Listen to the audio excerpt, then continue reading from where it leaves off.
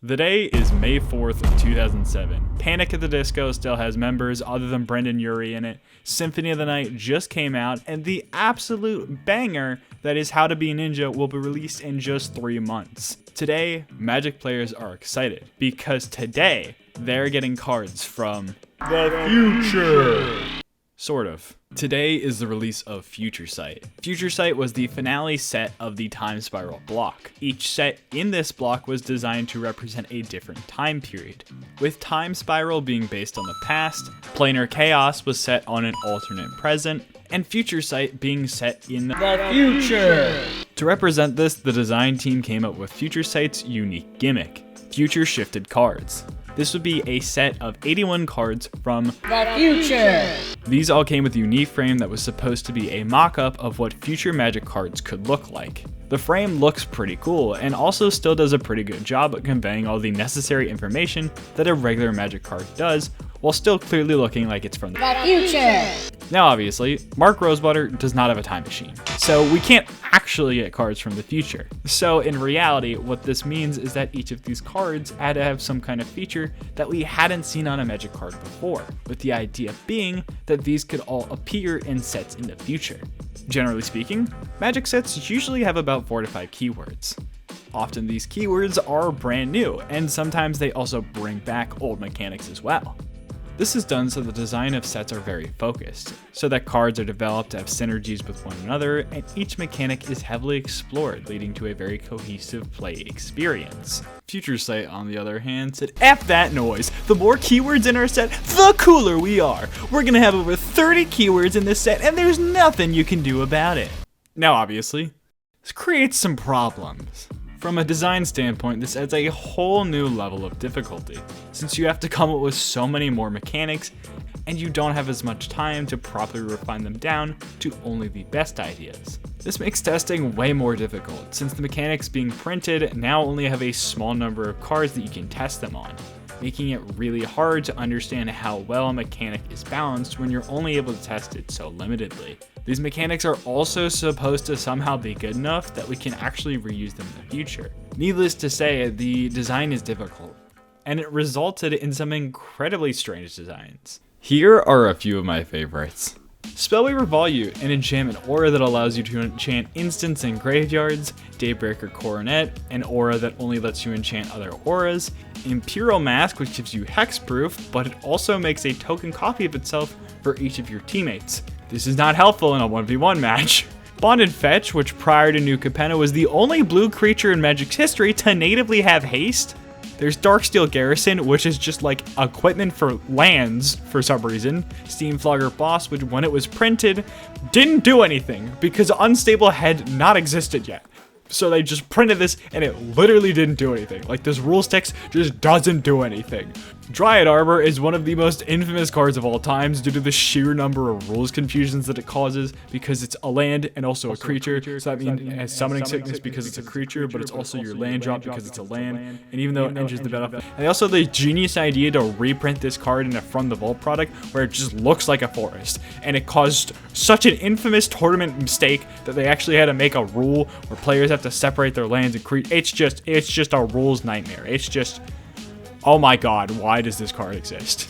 The weirdness expands even further, with some of the non-future shifted cards also having some incredibly strange designs. There's Baron Glory, which is a functional reprint of the uncard The Cheese Stands Alone.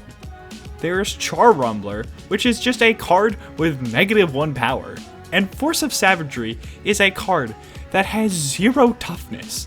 Meaning that if you just play this and you don't have any way to boost its power, as soon as it hits the battlefield, it literally just instantly dies. Like, it's just an 8-0 that dies when you play it. Like, that's what the card is. Because, like, what? Weird cards aside, one of the other effects of this kind of design is how it affects the average player. From a limited standpoint, this set is kind of a nightmare. Due to the nature of card design, most of the decks had to be good stuff decks, since the set lacked any real themes or synergies to build around, with the exception of slivers. The format also had some really bad imbalancing when it came to rares. You could get a terrible rare, like Steamflogger Boss, which, I will reiterate, doesn't do anything, Or you could get a Chroma's Memorial, one of the best limited bombs ever printed. The set is also absurdly obtuse to a casual player. If you're someone who didn't actively keep up with Magic's news and products at the time, this set just doesn't make sense. It is like the definition of information overload. Some of these cards have like these weird frames, you don't like super understand what they do and you're like not used to reading. There's like 100 new mechanics that you have to like keep track of. And what the heck is this like Planeswalker thing? For those unaware, Future Sight is actually the last Magic the Gathering set prior to Planeswalkers becoming an official card type.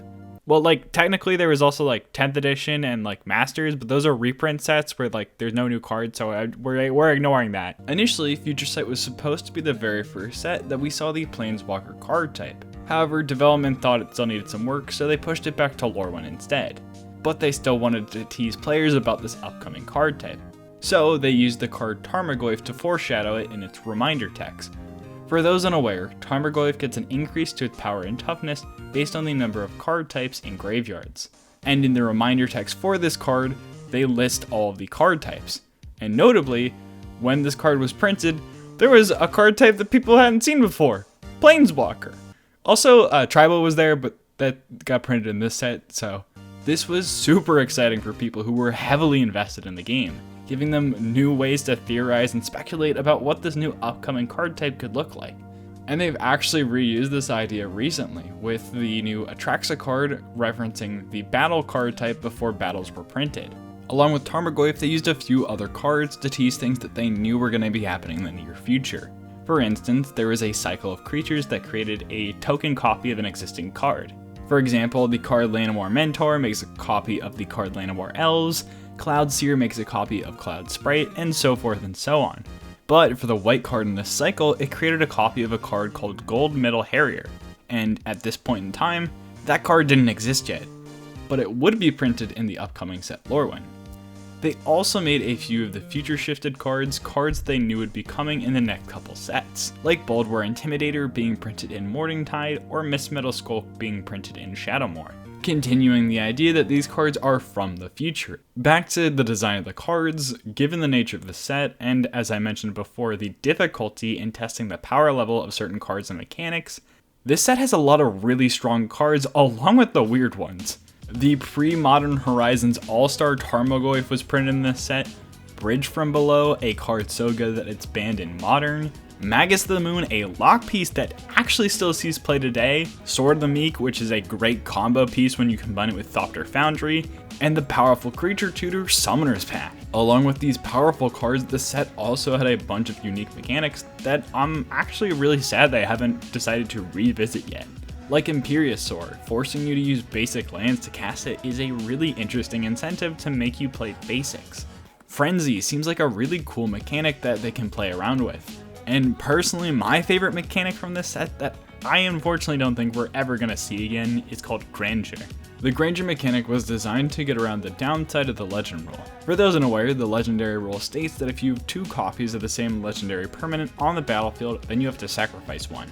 The idea being that there's only one version of this iconic character or item, so it doesn't make sense that you have 2 of them on your battlefield. And while this makes sense from a flavor standpoint, in practice this sometimes gets frustrating because you get stuck with a legendary card in your hand that you can't play. The Grandeur mechanic allowed you to discard that extra copy stuck in your hand for some kind of effect. And this was such an awesome idea. And it was even cooler that this mechanic appeared on a cycle of legendary creatures that were all descendants of existing Magic characters, really embracing the idea that this is the future. Unfortunately, however, we're pretty unlikely to ever see this mechanic revisited, just due to how poorly it interacts with the Commander format, which is the most popular way to play Magic at the moment. And notably, Commander's singleton, so the downside of having 2 of the same card just doesn't exist. So there's no real need for the Grandeur mechanic. In my opinion, Future Sight is a pretty cool Magic set. It takes a bunch of risks and explores a ton of unique and uncharted designs. Sure, there's definitely some design duds, and also a few cards that were maybe a little bit too strong, but that weird messiness is what makes Future Sight Future Sight. The set is against the grain. It destroys conventional design principles, and it doesn't really care whether or not you understand it or how it works. But that's Future Sight. and I'm happy that it exists. Thanks for watching. If you enjoy exploring the relics of Magic's past, then you may enjoy this video here, where I went through all of Magic's forgotten planeswalkers.